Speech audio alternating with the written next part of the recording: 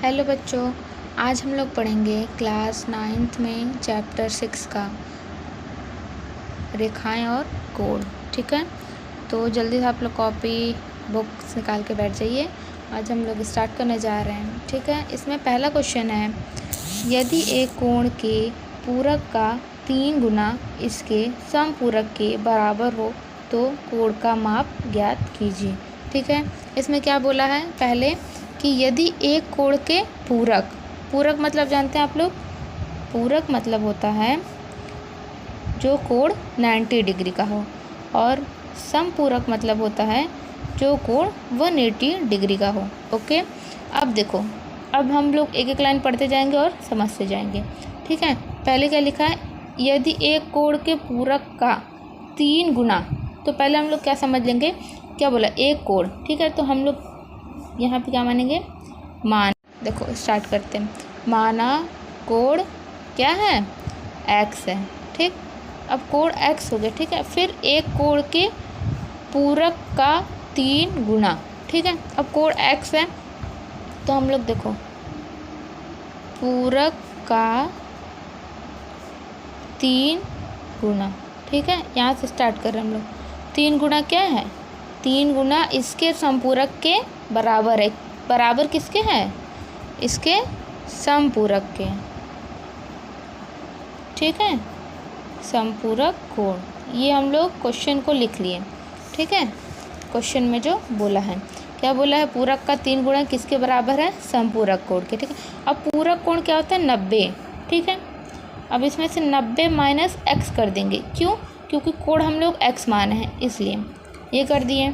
अब बराबर 3 गुना भी तो बोला है, ये भी तो लिखो 3 गुना है। ठीक, अब उसके बाद समपूरक कोण, समपूरक कितना होगा 180, यहाँ बताइए ना, 180 माइनस कितना हो जाएगा x।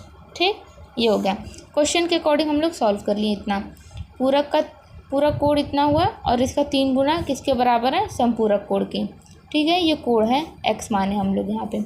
उसके बाद इसका इसमें मल्टीप्लाई होगा, फिर इसका इसमें मल्टीप्लाई होगा।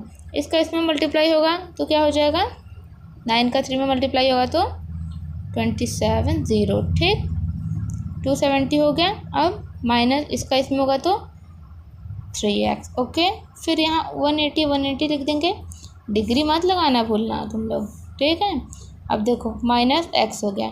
ठीक, अब यहाँ पे देखो नंबर है तो नंबर एक पास आ जाता है, ये पता है सब लोग को। ठीक है, आ गया।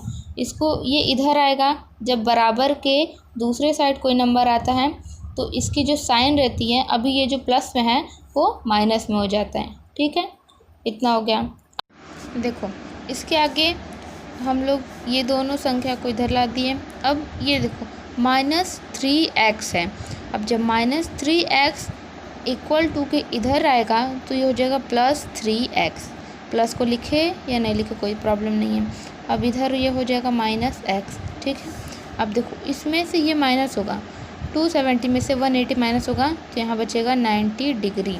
ठीक, अब इज इक्वल टू यहाँ 3x में से x माइनस होगा तो बचेगा 2x। ठीक है, अब देखो यहाँ 90 होगा, यहाँ 2x हो गया। अब इधर 90 इज इक्वल टू, अब यहाँ पे देखो दो संख्या, एक 2 है और एक x है।